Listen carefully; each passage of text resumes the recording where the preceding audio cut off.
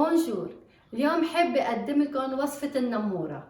هالنوع من الحلو طيب وسهل التحضير وبيتقدم بكل المناسبات.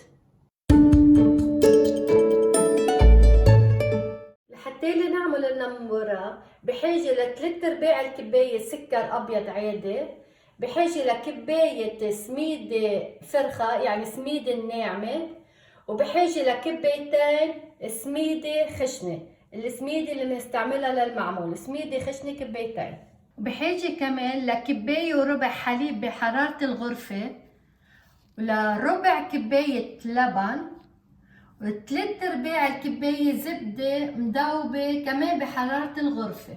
كمان بحاجة لملعقتين صغار بيكنج باودر، ولنص ملعقة صغيرة بيكنج صودا، وكمان بحاجة لملعقة كبيرة ما ورد وملعقة كبيرة ما زهر لقلب العجينة. كمان النمورة بحاجة لقطر. أنا هون حضرت 3 كبايات سكر مع كباية وربع مي مع ملعقة كبيرة عصير الحامض الطبيعي. وأنا حضرت هيدا جات البيركس لحتى لميت فيه النمورة. هذا قياسه 23 سنتيمتر ب 33 سنتيمتر. بعتقد انه كل واحد عنده هذا الجات بالبيت، وفي كمان الواحد يستعمل صينيه مبرومه اذا بده. هلا انا بحب نكهه الطحينه بالنموره، بدي ادهن الجات بالطحينه. هلا في الواحد كمان يدهنها بالزبده.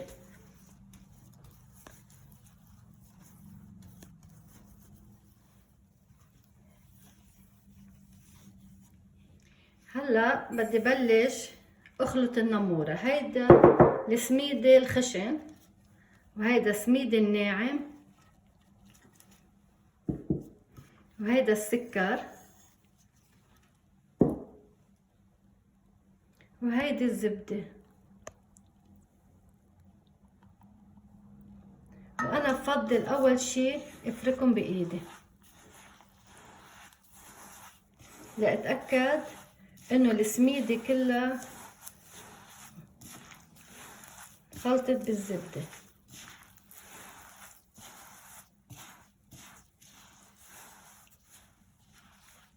هلا رح احط البيكنج باودر، هلا احط البيكنج صودا،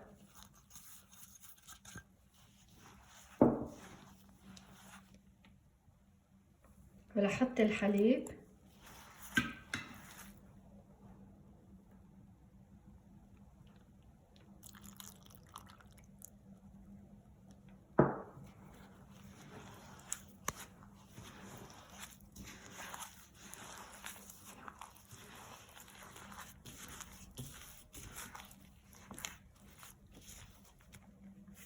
هلا احط اللبن،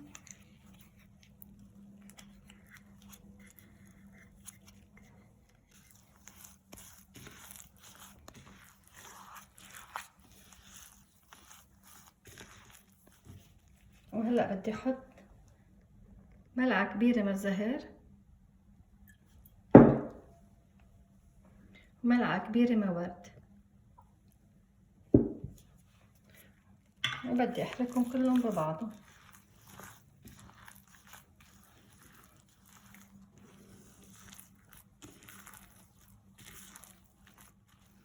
وهلا من بعد ما خلطتهم كلهم ببعضهم بدي افرغهم بالجات.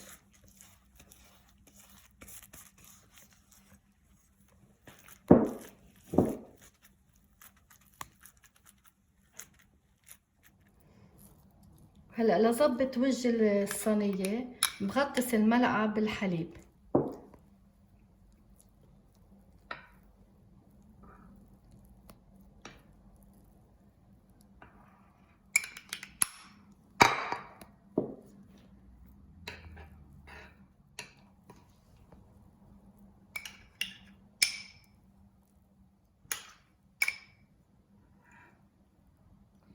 وهلا من بعد ما مديتها لازم اقطعها وارجع شكشكها باللوز. انا باول الفيديو نسيت اذكر عن اللوز، بعتذر. هلا بدي اقطعها. بلوت السكين طرف السكين بالمي وبقطعها بالشكل اللي بدي اياه. انا رح اقطعها كاريه.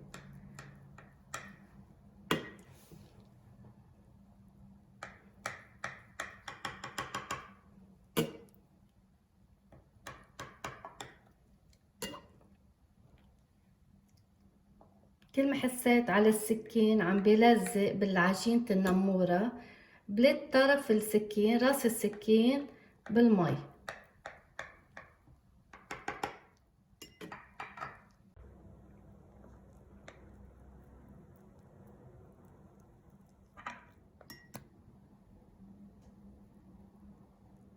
وهلا بدي شك كل قطعة حبة لوز.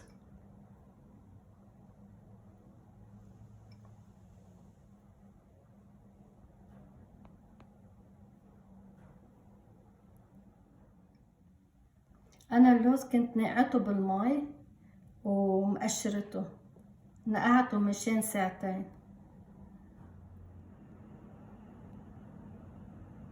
وهلا لازم ريح الصينية، ريح النمورة شي 40 دقيقة حتى السميدة يتشرب كل السوائل، وبعدين بدخلها الفرن على حرارة 400 لحتى له يحمر وجهها. يعني بتاخد بين ال 45 دقيقة وال 50 دقيقة على الرف تحتها. هلا رح بلش بعمل القطر. انا عندي 3 كبايات سكر، رح احط لهم كباية وربع مي. هاي كباية وربع مي. رح احط ملعقة كبيرة حامض، عصير حامض، ورح ولع تحت منهم. اول شي رح ولع على النار القوية، حطيت على هاي لحتى لي يسخنوا عندي. بس يبلشوا بالغليان بخفف النار تحت القطر، وبعطيه وقته للقطر ليدوب السكر فيه. هلا بلش يغلي عندي القطر، خففت النار انا على نار خفيفة لحتى لي ياخد وقته القطر ليدوب السكر منيح. كمان هيدا القطر للنمورة بدي اياه اشد ما له بالعادة يكون القطر، يعني ما بدي اياه رخو، بدي اياه اشد شوي تك يعني. ولازم فرغه على النمورة لما يكون فاتر، يعني مايل للسخن. وهلا من بعد ما صار له 9 دقايق عم بيغلي القطر على النار، طبعا على نار خفيفة، وانا عيرت الوقت للقطر من بعد ما بلش يغلي، مش اول ما حطيته على الفرن. هيك طلع. هيدي هي. لازم اطفي تحته بقش بده. هلا لازم احط له ملعقة كبيرة ماء زهر. من بعد ما طفيت ملعقة كبيرة ماء زهر.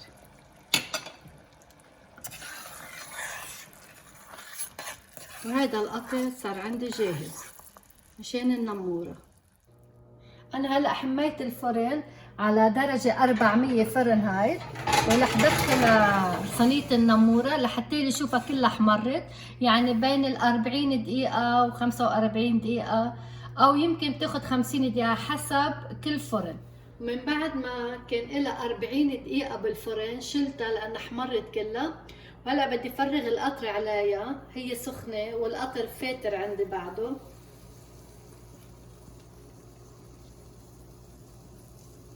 هلا لازم اتركها ساعة او ساعتين لحتى لي صينية النمورة تشرب كل القطر، وبعدين بقطعها. من بعد ساعتين قطعت صينية النمورة، وهيدي هي كانت وصفتنا لليوم. بتمنى تكون نالت اعجابكم. ميرسي كتير.